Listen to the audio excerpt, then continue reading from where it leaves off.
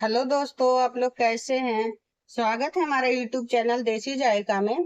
तो आज हल्का फुल्का नाश्ता बनाने जा रहे हैं। तो नाश्ता में हम पोहा बनाएंगे। तो कढ़ाई गर्म होने के लिए छोड़ दिया था, इसमें डालेंगे थोड़ा सा तेल।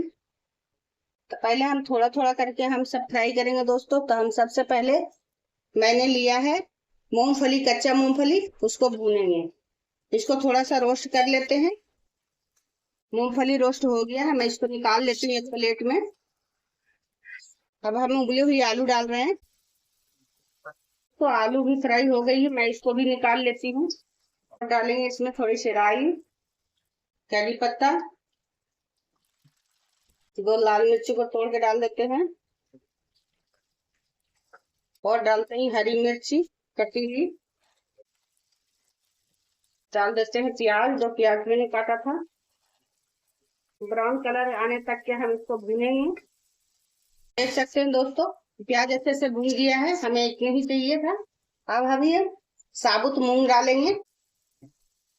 तो स्वाद अनुसार नमक, हल्दी पाउडर, 1 चम्मच धनिया पाउडर, कुटी हुई 1 चम्मच लाल मिर्च। इसको चला लेते हैं। फ्रोजन मटर हमने लिया था वो डाल देते हैं। मटर लिया था वो हम डाल देते हैं। इसको 2 मिनट चला लेते हैं। मूंगफली और आलू जो फ्राई करके रखा था वो हम इसमें डाल देते हैं। जो भी पोहा धो के रखा था मैं वो इसमें डाल देती हूँ।